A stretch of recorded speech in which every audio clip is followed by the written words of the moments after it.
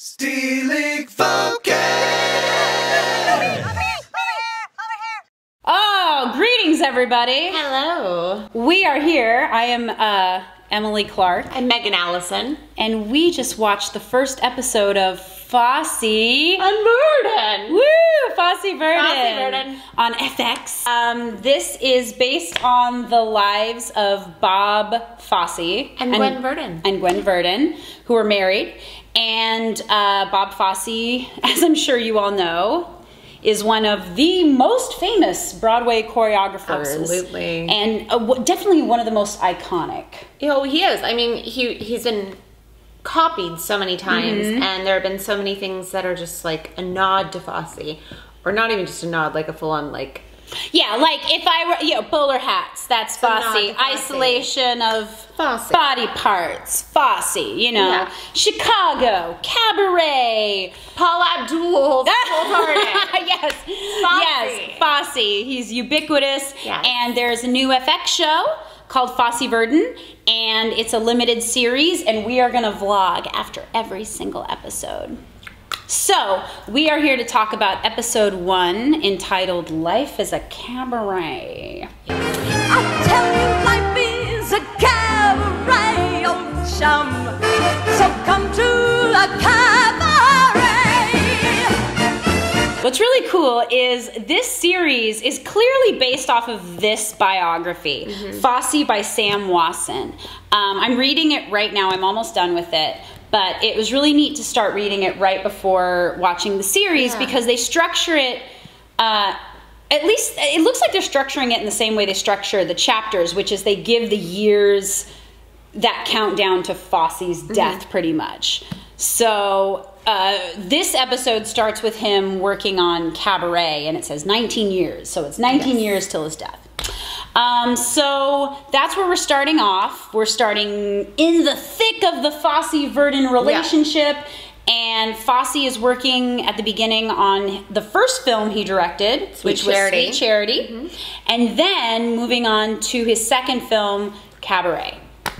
Yes. So Megan, what did you think of the first episode? I very much enjoyed it. I will say that, like, it didn't seem like the first episode. It felt like the third episode or something. And like, I know quite a bit about Fosse Verdon. I'm a dancer. I'm an actor. Like, I get that. We know. And, but if you aren't, and you don't know anything about them, I feel like you would be totally lost in this first episode. Like, if that was me, I would have changed the channel. Yeah, so it starts, I have notes, so I want to look at it. Okay. So it starts with him and Gwen directing the Big Spender number from Sweet Charity. Which is beautiful. Which is great, and it was neat to look at. Yes. And it kind of gave a, I don't know, I guess a little microcosm as to what their relationship was. Like, he was the director, but she was like the muse who spoke his language. Oh, she translates. She speaks Fosse. Yeah, she speaks Fosse. And so it's them directing that,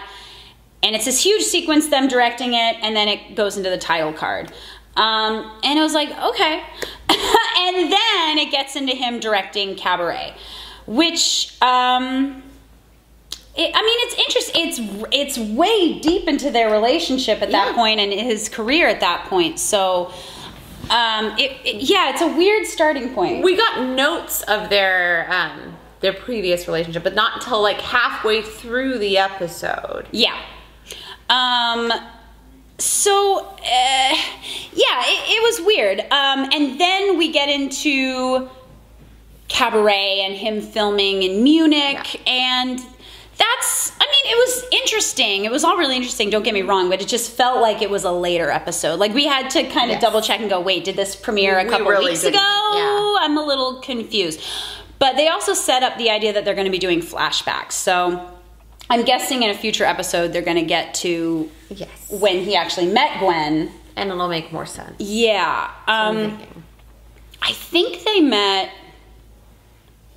God... I don't know. I just read this. I mean, obviously they did Damn Yankees. Yes. Damn Yankees was one of the first big things he directed. Oh my God. But it's so funny because having just read this biography, I can see the things that they drew directly from it. Like, there's this moment at a party where Gwen and him are telling the story about how someone wouldn't let him into a building until he said, "I'm Gwen Verdon's husband," and that's a story directly from the book. They're also foreshadowing something they really bring up in this book, which is the fact that Fosse was really traumatized by the sexual assaults he encountered when he was dancing at like basically a strip club when he was a kid. Oh yeah, so then he had this dance teacher who he really tried to emulate.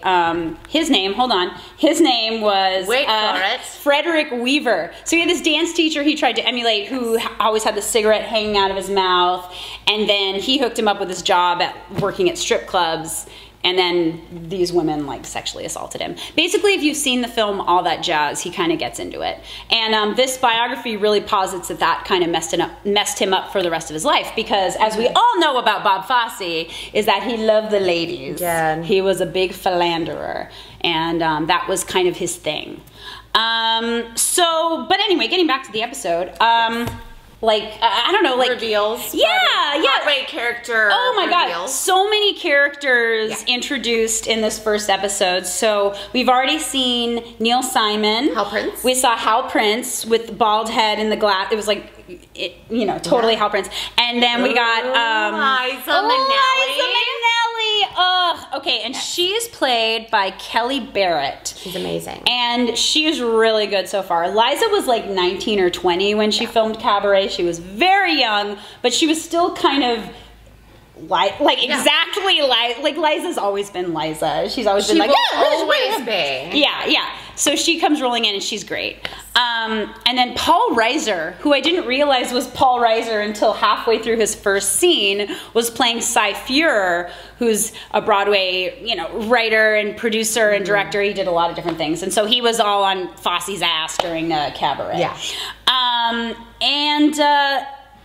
So I will say they have a lot of neat little things that I've already noticed already. Like, they already have Fosse drinking white wine, which was his drink, so he's knocking that back a lot. I think what's his face? Who's playing him? Oh, Sam Rockwell. Academy Award winner, Sam Rockwell. Wait, does Michelle Williams have an Academy Award? Yes, Academy Award winner. Wait, does she have one or a nomination? Yes. For what? No, she doesn't.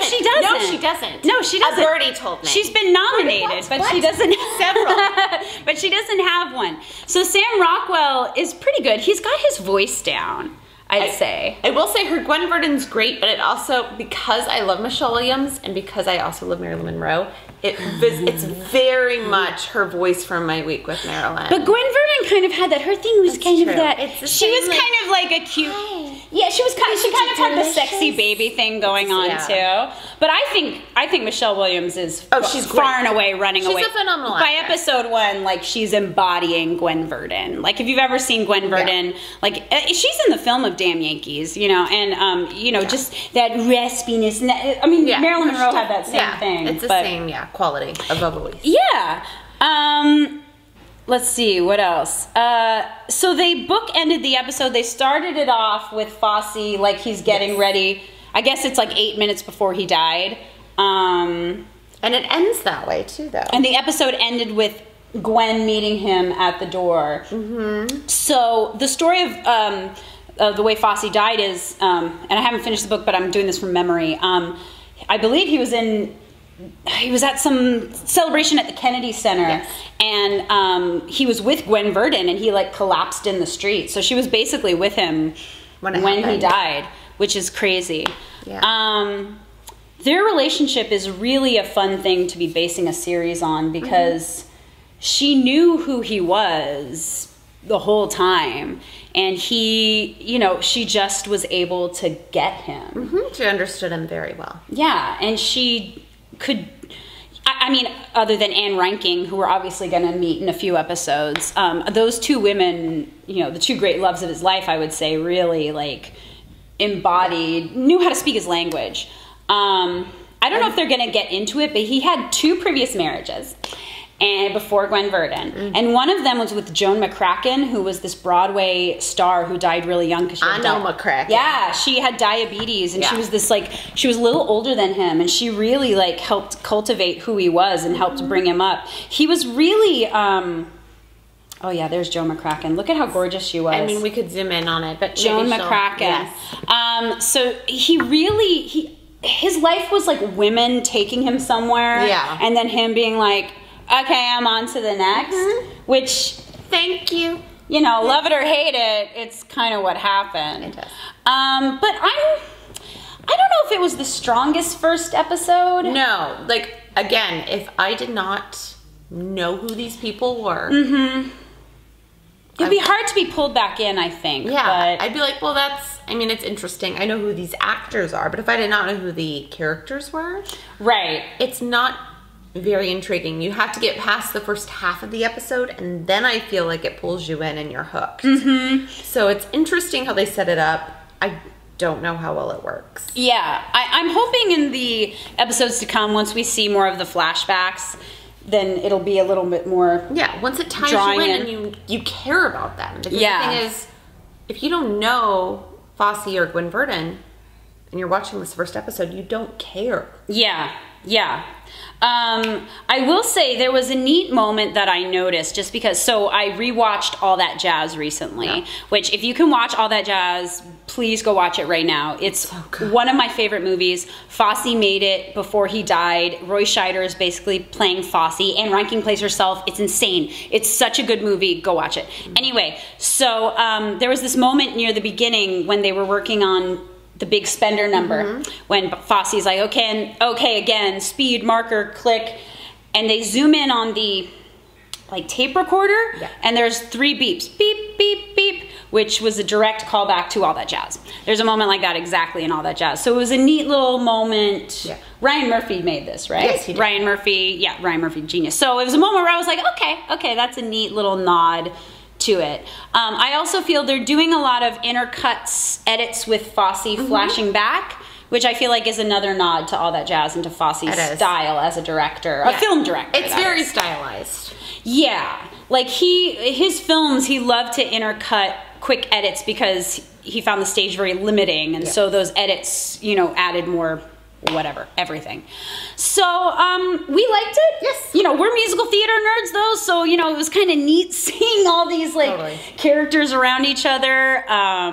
I'm excited to see where it goes. Yeah. Fosse was notoriously jealous of all his contemporaries. Like, he hated Michael Bennett. I feel like there's a lot of things they could play with. Yeah, like, he, like, hated Hal Prince. There's a lot. So, and he's notoriously difficult to work with, like a lot of geniuses are, I suppose.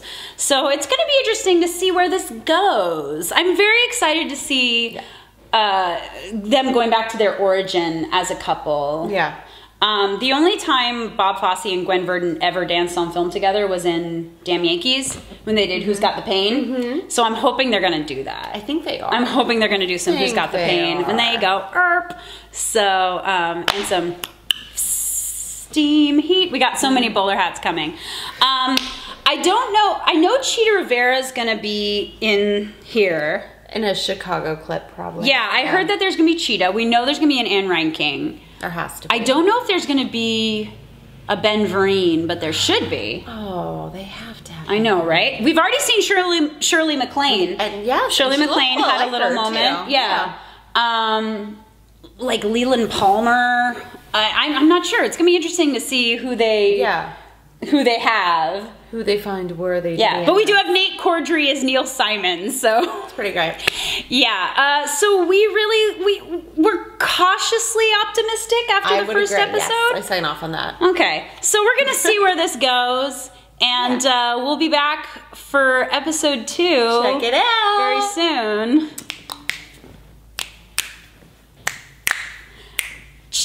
Hacha, jazz. Whoopee.